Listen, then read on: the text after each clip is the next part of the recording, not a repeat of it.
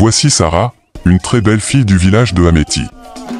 Avant que je continue mon histoire, veuillez envisager de vous abonner à la chaîne. Nous nous engageons à vous offrir la meilleure histoire. Maintenant, laissez-moi vous emmener dans un voyage qui a changé la vie de Sarah pour toujours. Les mariages sont censés être l'apogée de la joie et de l'amour, où deux âmes s'unissent. C'est ce que croyait Sarah. Sarah, avec sa famille et ses amis, se préparait avec impatience pour le grand jour. L'excitation régnait dans l'air. Les rires et les bavardages remplissaient la pièce alors que Sarah discutait de chaque détail du mariage. « Sarah, tu seras la plus belle des mariées », dit sa meilleure amie, flattant le voile. Les yeux de Sarah brillaient de bonheur sincère. « Oh, ma belle petite Sarah », dit sa mère, sa voix pleine d'émotion. « Je n'arrive pas à croire que ma petite fille se marie. » Stan, le futur mari de Sarah, était tout ce qu'elle avait toujours voulu, gentil, aimant et soutenant. Il était le roc de Sarah. Mais autant elle l'adorait, autant elle ne pouvait se débarrasser du malaise qu'elle ressentait envers sa belle-mère, Madame Lily. En parlant du loup, celle-ci entra dans la pièce, son sourire un peu trop forcé. « Oh, Sarah, tout est magnifique. » « Exactement comme je l'avais imaginé pour le mariage de Stan, » insista TL. Sarah força un sourire. « Merci, Madame Lily. »« Nous sommes tous excités, » dit-elle en continuant les préparatifs. La présence de Madame Lily était comme un nuage sombre, ses commentaires, bien que perçus comme des compliments, avaient souvent une pointe acérée. « Tu sais, Sarah, il est traditionnel dans notre famille que la mariée porte le collier de la famille Lily. » Ce collier, dit-elle en brandissant un collier ancien et quelque peu usé. « Je l'apprécie, madame, mais j'ai vraiment le collier de ma grand-mère à porter, » répondit Sarah, essayant de maintenir la paix. Le jour avança avec beaucoup de subtilité ici et là de la part de Madame Lily, mais Sarah les balaya, se concentrant plutôt sur l'amour et le soutien autour d'elle.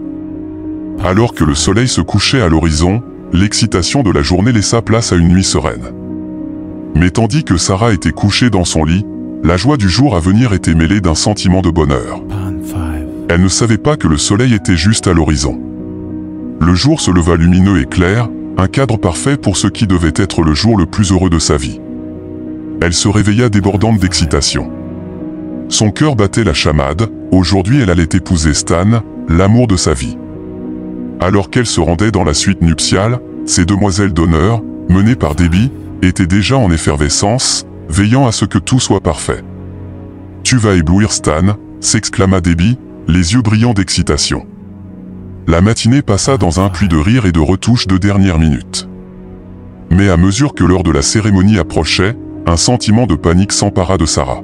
« Ta robe n'est pas ici, Sarah », dit Debbie, sa voix emplie de panique.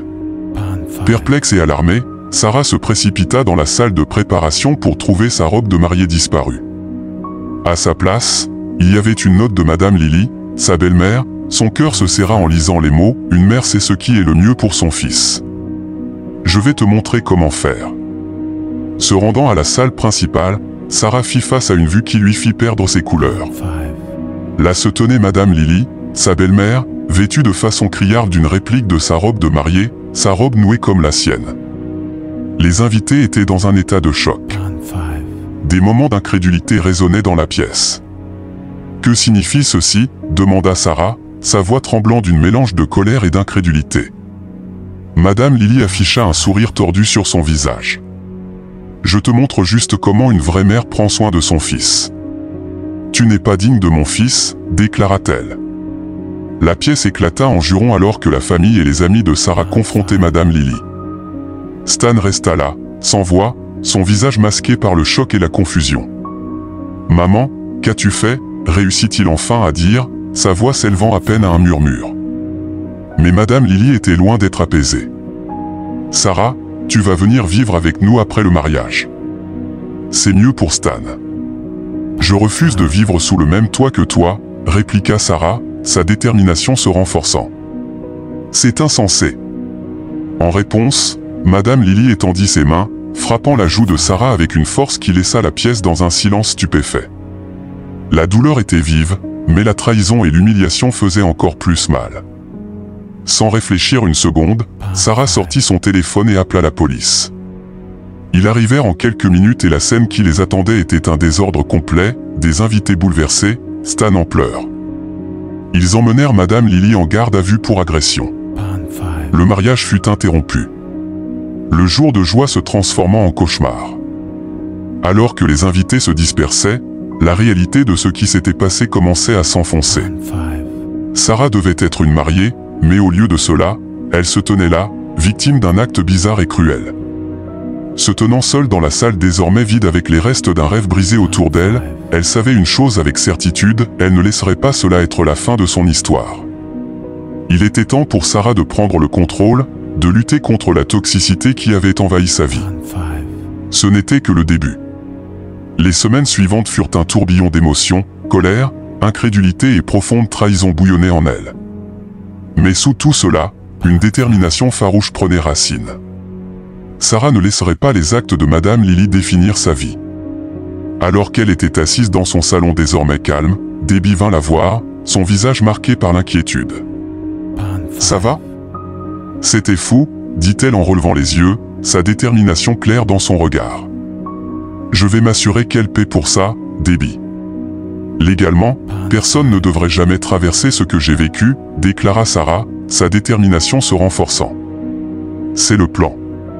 J'ai besoin de preuves concrètes de ses intentions et de ses actions, commença Sarah. Les preuves sont partout.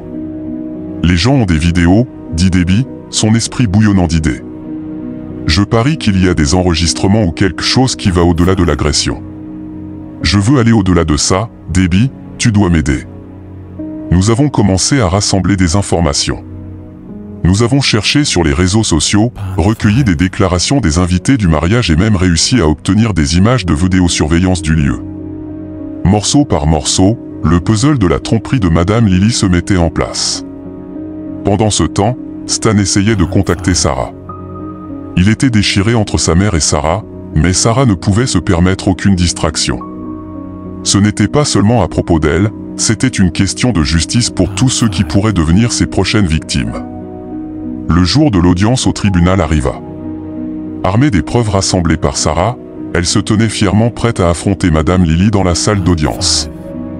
Le tribunal fut silencieux alors que les preuves étaient présentées, les images, les témoignages et les documents. C'était écrasant. Madame Lily était assise là, son arrogance habituelle remplacée par une expression de défaite. Lorsqu'on lui donna l'occasion de parler, elle commença par ce qui semblait être des excuses, mais Sarah savait mieux. « Sarah, je suis désolée. Je n'ai jamais voulu que les choses aillent si loin. Ne pouvons-nous pas mettre cela derrière nous ?» Ces mots tombèrent dans l'oreille d'un sourd. « Il n'y a rien à mettre derrière nous, Madame Lily. Vous avez fait vos choix et maintenant vous devez en subir les conséquences, » dit Sarah. Après délibération, le juge prononça la sentence contre Madame Lily. Elle fut reconnue coupable d'agression et d'autres chefs d'accusation. La justice fut rendue et elle fut emmenée. Sarah sentit un poids se lever de ses épaules. Ce chapitre de sa vie était enfin clos. Dans les semaines qui suivirent, elle se concentra sur la reconstruction de sa vie. Le soutien de sa famille et de ses amis ne faiblit pas, et leur amour l'aida à guérir rapidement. Stan et Sarah décidèrent finalement de suivre des chemins séparés. C'était une décision douloureuse, mais nécessaire. Ils devaient tous les deux guérir et trouver leur propre chemin. Quant à Sarah, elle trouva la paix. Elle commença à faire du bénévolat dans des villages locaux, aidant d'autres personnes qui avaient connu des épreuves similaires. Leurs histoires de résilience l'inspirèrent et elle trouva un sens à sa vie. Elle ne savait jamais qu'elle en avait besoin. En regardant en arrière, elle réalisa que cette épreuve ne l'avait pas brisée, mais l'avait forgée en quelqu'un de plus fort, quelqu'un qui avait lutté contre la toxicité et en était sortie victorieuse. L'histoire de Sarah n'était pas celle d'une victime, mais d'une survivante. Et alors qu'elle se tenait là, un sourire retrouvant enfin son chemin vers son visage, elle savait qu'elle était prête à affronter l'avenir. Elle était sortie des cendres, prête à écrire son propre destin. Le voyage de Sarah était terminé, mais son histoire nous laisse avec une question provocante, devrait-il y avoir des limites au pardon, surtout lorsqu'on est confronté à la trahison et à la manipulation? Aussi grave que fut l'expérience de Sarah, que feriez-vous à sa place? Auriez-vous envisagé la réconciliation ou auriez-vous tenu bon dans votre décision, comme l'a fait Sarah? Partagez vos réflexions dans la section des commentaires ci-dessous. Vos opinions enrichissent la conversation. J'aimerais entendre ce que vous avez à dire. Et si vous avez apprécié de suivre l'histoire de Sarah, veuillez appuyer sur le bouton j'aime et vous abonner à la chaîne pour plus de contenu captivant. Votre soutien nous aide à donner vie à plus d'histoires comme celle-ci. Jusqu'à ce que nous nous revoyions dans notre prochaine histoire, au revoir.